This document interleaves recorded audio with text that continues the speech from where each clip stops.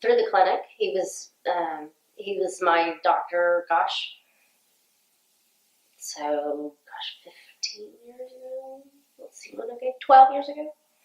So started, and then as I aged a little bit, I went over to the other side and started to get some other procedures done, just the Botox, and he always did my Botox. So, and he was good about that. He would change the needle when I wanted him to.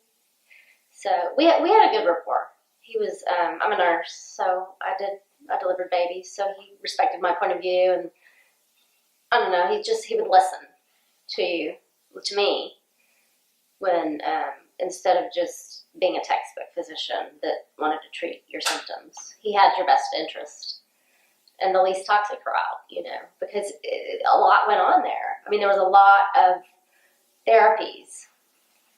It wasn't just let's medicate a problem. Let's get you healthy. It was, and that's what I wanted. Was a team player, and so it worked well for me. I wouldn't have gone anybody else. So I don't know what I'm gonna do now.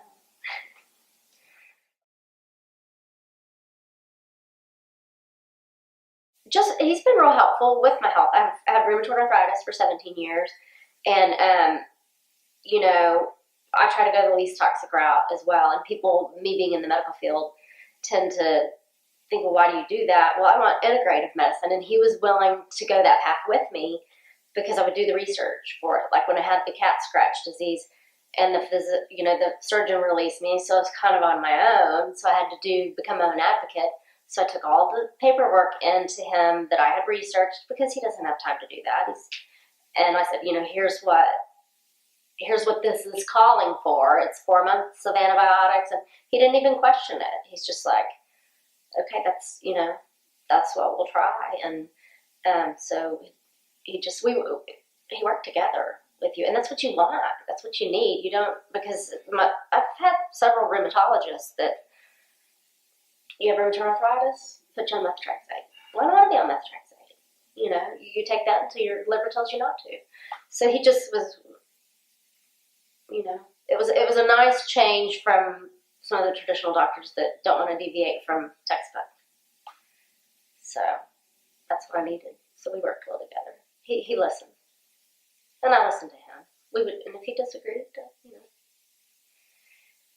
just because we had a different opinion didn't mean either one of us was wrong. We just had to come to a compromise and find what would work the best. So it's hard to find a physician like that, that really, truly cares about your well-being, and it's not just keeping them rolling through to get co-pays. It's about that personal relationship that you have where they know your situation. So if I call in and, because I was in a lot of pain for a while too, and to not be judged for that, because a lot of people are like, oh, but I think he was doing my Botox one time, and I said something and it kind of hit him. It made sense at that point, because I said, sometimes you just need a break from it. Just like, which I don't hurt anymore, so that's a nice thing, but I think he understood it at that point, when you are on a daily basis. So it was just nice to have somebody on my team and not, so I think that was a good impact.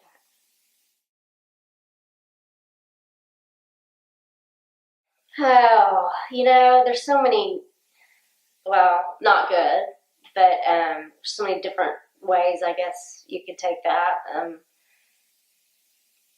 I don't feel that he belongs where he is. I don't feel that he's a criminal. I don't feel that that he was given a fair trial at all. I don't think that, and I was subpoenaed as a witness for him, so I couldn't be in there, during those other days. So I didn't know a lot of the portions of it, but I know him, and I know his character, and I know if he was going to do something like that to someone, it would have, I don't see it, first of all, because I did see him on both sides, and I was always in the room alone with him. And here I'm divorced, I would have been a perfect person for him to try to hit up on if that was the kind of person that he was, because I have that sense of humor, and we would joke around, but it was neither one of us were ever uncomfortable with it. So it wasn't, I don't know. I just feel like he was wrongly accused of, I don't feel that the punishment fit the, quote, crime that has been supposedly committed. Because I don't think it was to the degree that, and I don't know the woman, who did that, so I can't say that. I know him, so I know his character on that portion of it. I hope that something comes about to where he, I don't know, because he doesn't belong where he is. He's not, and known him for that many years, it's not like I've only known him for 2, and so we've had quite a bit of contact. I mean, I've known Elizabeth, and not like we went out and did things together like that personal of a level, but you have to have a certain level of trust with your doctor because you're telling them things, health related stuff that you kind of have to get personal with them, because who else are you gonna, when it comes to stuff like that, well, like with hormones or because he did all of that too. So if somebody needed a hormone replacement, that kind of gets personal to where, because like the cream or whatever, I did that when he just explained to me how to put it on. He didn't offer to do it for me, or which, but you know what I mean. If he were like that kind of person, he'd be doing, but no, he just explaining to me how to use it, and we tried several different things, and he just listened, and he. So I hope that something comes about that shows that he's not the person that the media's portrayed him as, because the media can be fairly negative. Well, not fairly negative; they are negative. They want that's why I don't watch the news. They just want to put the bad side of everything out there, and I think that the justification needs to be a little more fair and balanced.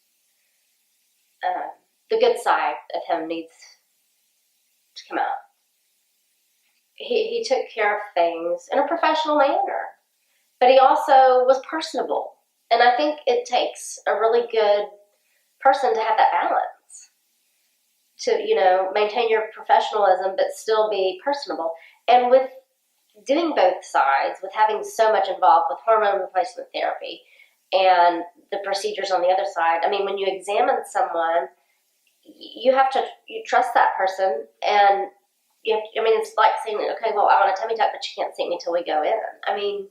You have your parts of your body have to be looked at, so you have a certain trust in that person. And if you don't, then you shouldn't be going to them, or shouldn't go back to them if you had a bad experience or felt uncomfortable. That in all the years I've been there, he's never made me feel uncomfortable. I respected him for that, and for, maintaining those boundaries when you do have to go a little further into. He wanted me to do my lips, but I said no. Because I didn't want to look, they're small, I'll keep them that way. But no, he needs to be practicing medicine. He needs to be back out there. He needs to be, because a lot of people aren't going to have anybody. And, they have to start all over, and you just don't have that connection with someone. So then I feel like, okay, so where am I going to go now? And when somebody knows your history and listens to you, they don't just look at you and go, no, we're not going to do that. We're going to do it by this. So, and that takes a big, it's humbling for him to do that. Or if he didn't know the answer to something, I'll have to look it up. It wasn't like he pretended like he knew. So, well, a lot of them do. They pretend that they know, or they make something up. But yeah, he wasn't like that. So he's not like that. So hopefully something will come about where he's back in practice. We'll just hope for that and pray for that, and that the young lady that feels like she was